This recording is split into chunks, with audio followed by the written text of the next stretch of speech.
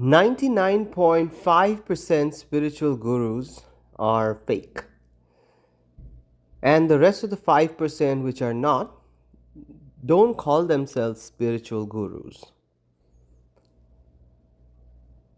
The people who call themselves spiritual gurus are um, are good orators, are good people, are people who have caught people's nerves. They know how to handle people, how to manage a crowd, how to get a response from a crowd, how to wow someone with some occult spiritual words and phrases. Okay.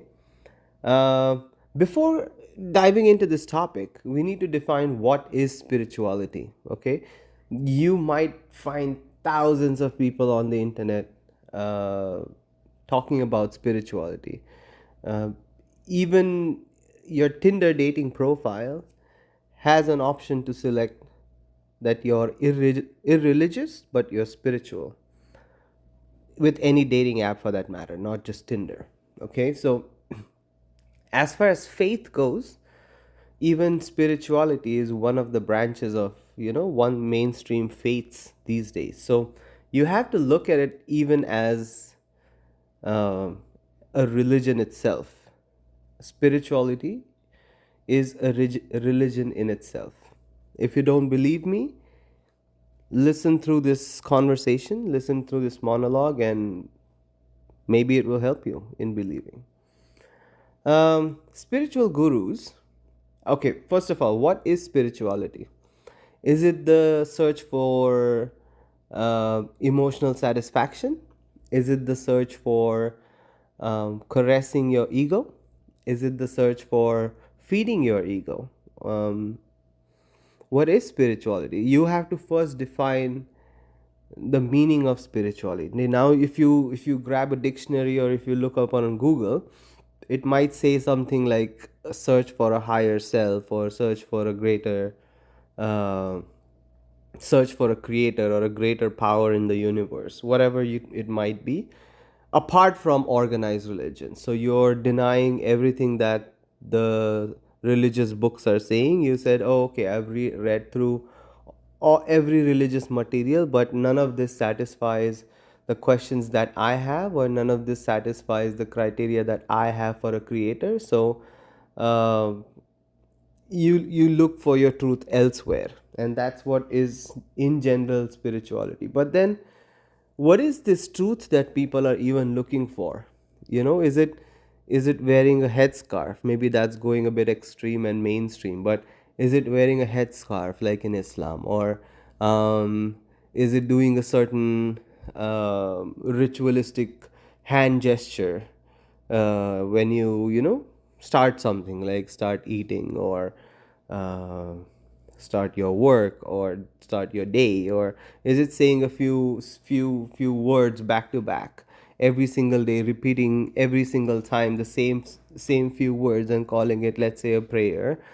um, is that spirituality? Is that the search for the truth? Or is it the search for the real materialistic cause, and the real materialistic truth behind the nature of reality? Here is why I say here is why I say that most spiritual gurus are crap, because you cannot it's not you cannot, however, to, to to build a building, you need to build a basement first. Okay, however, what the spiritual gurus are saying, that just ignore the basement, or they don't even talk about the basement. They directly start talking from, oh, the first floor is going to look like this, the second floor is going to look like this, the third floor should be like this, the windows should be facing east, and there should be a good wind flowing in through your windows, and your door should be of this color, and your room should be this big. I'm giving you an allegory, okay? But that's what the spiritual gurus usually are leaning towards. They are leaning towards uh, higher, or not even higher, but unnecessary topics. They're delving into unnecessary topics before even discussing the basement, the basics of understanding this material universe and this physical universe and where we are living. So what I'm trying to allude to is, unless you understand the makeup of this material world, material universe, this material um, structure that we live in, you won't be able to understand your spiritual makeup. Okay, without understanding the hardware of a system, it's hard to comprehend a software for that hardware, because software complements a hardware. Without a hardware, a software cannot exist. Okay, a software can exist without a hardware, but it won't be of any use because there is no application for it, right? So just like a bullet is useless without a gun, and that gun is understanding the material reality of the universe. But what the spiritual gurus are talking about are just the bullets. Oh, I have look at this quality of bullet, and this that, whatever. Or if you take the allegory of a building, they're starting to talk from like the second floor and the third floor. The 17th floor should be like this. But who's going to talk about the basement, which is the material reality of the universe? And when you talk about material reality of the universe, you have to study what? Metaphysics or quantum physics. Unless you're studying structure of the atom, unless you're paying attention to how you perceive reality, how you perceive a color, how you perceive, uh, how your senses perceive an object, how is something construed to you, how do you see a bus coming towards you, like what is the entire process of your eye capturing the light of the bus, the sound of the bus, your ears are capturing the vibration of the bus, your skin is capturing, what else, the smell of the bus, your nose is capturing. Of course you can't taste the bus, but maybe if there's certain aroma in the air, maybe your taste buds might also get involved through your through your breath. So through all these senses you perceive an object in this material universe. Unless you slow down your life, unless you sit in meditation at least for 6 months, uh, a little every day, and try to declutter your mind, try to slow down the processes of how you perceive something, and slow down the pace of the matrix that you're in. See, the matrix is set up at such a pace. The reason the matrix is set up at this pace is so that you're busy enough and you're distracted enough in your everyday life that you don't have time or enough attention span to look at the real things in life. Okay, so firstly you have to slow down your life, slow down the pace of your matrix as much as possible, and then go into deep meditations, again further slowing down your heartbeat, slowing down your thoughts through breath. Everything is controlled through breathing.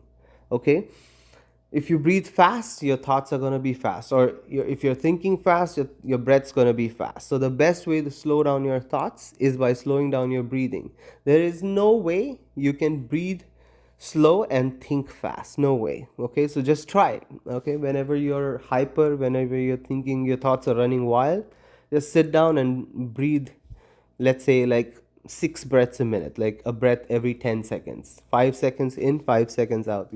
I guarantee you your thoughts will slow down. So try doing this. You would also need practice to do this, so try doing this for a month, for like 30 minutes every day, and you will eventually get into those out of trance experiences. Like currently you're in the trance of your matrix. Okay, you're caught in the speed of the matrix. So practicing slowing down your own individual matrix is going to help you to understand your own processes and your own thoughts. Okay.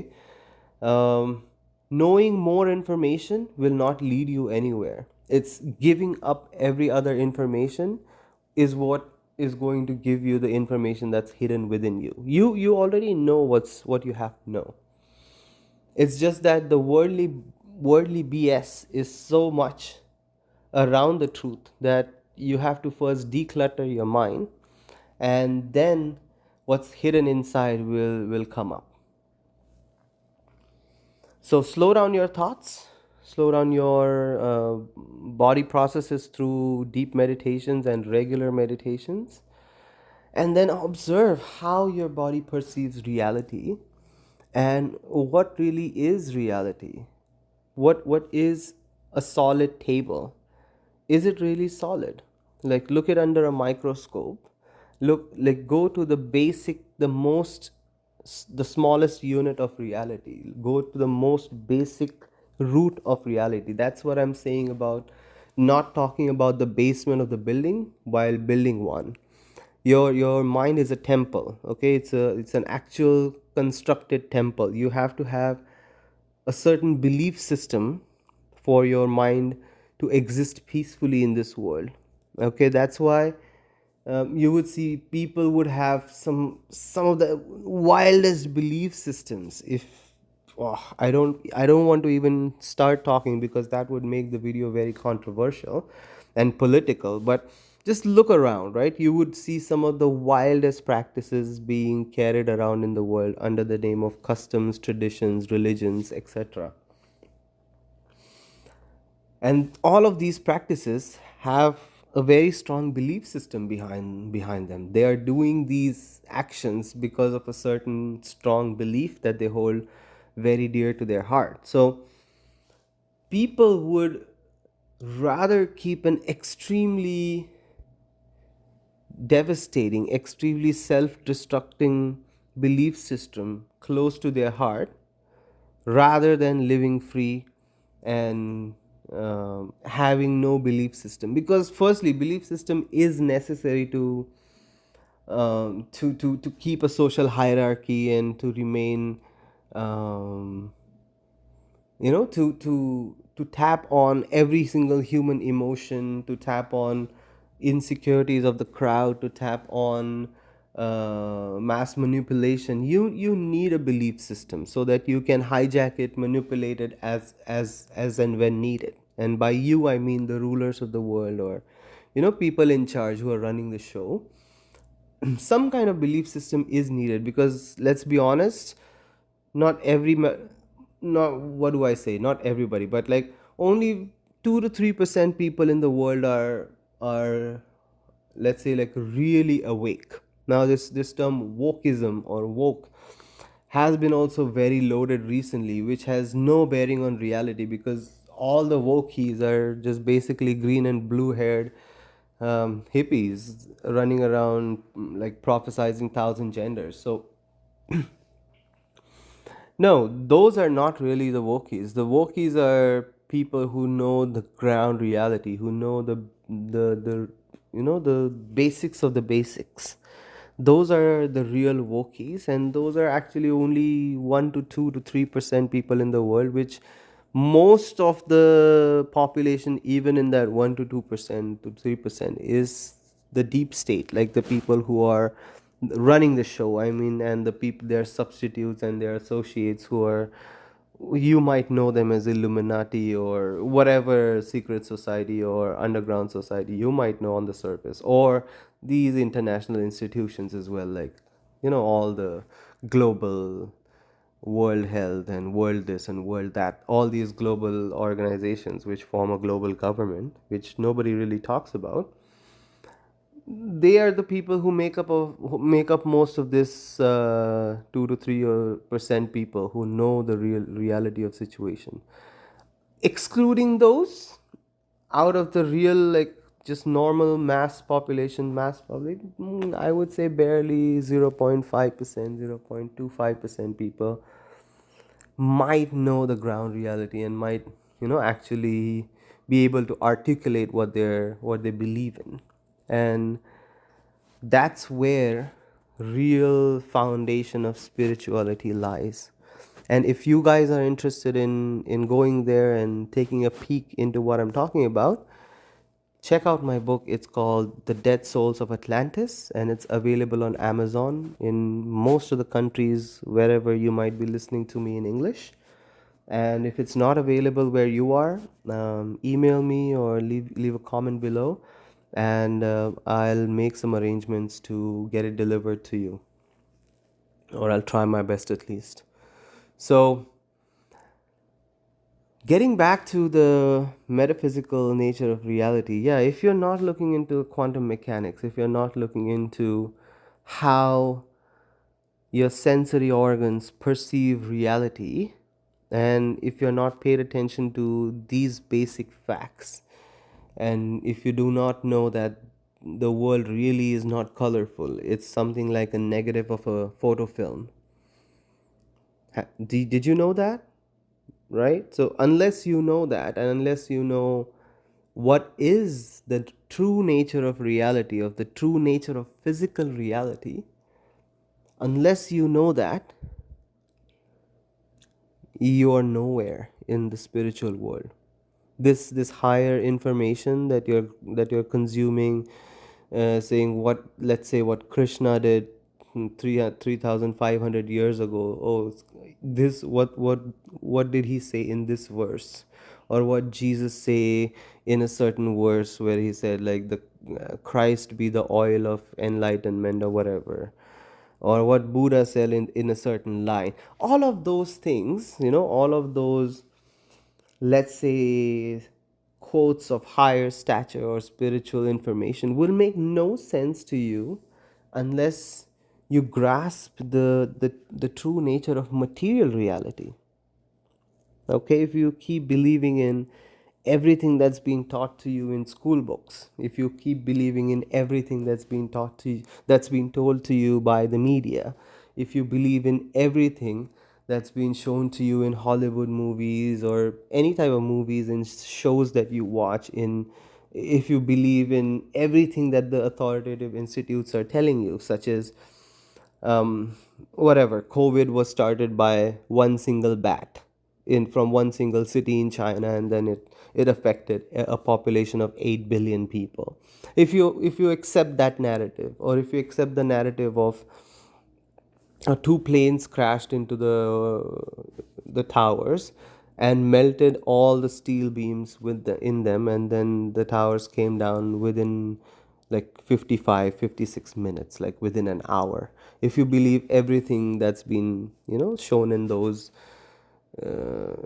narratives without using your own intellect, if you believe in everything that's NASA saying, oh, today we found 1,000 new planets, and today we found this new 1,000 new galaxies, and these are the pictures which look like almost like photoshopped images of something that artists can paint near an Eiffel Tower with some spray paints and a cup that he found from IKEA. I don't know, like some plastic cup, random plastic cup. Have you seen some of those arts?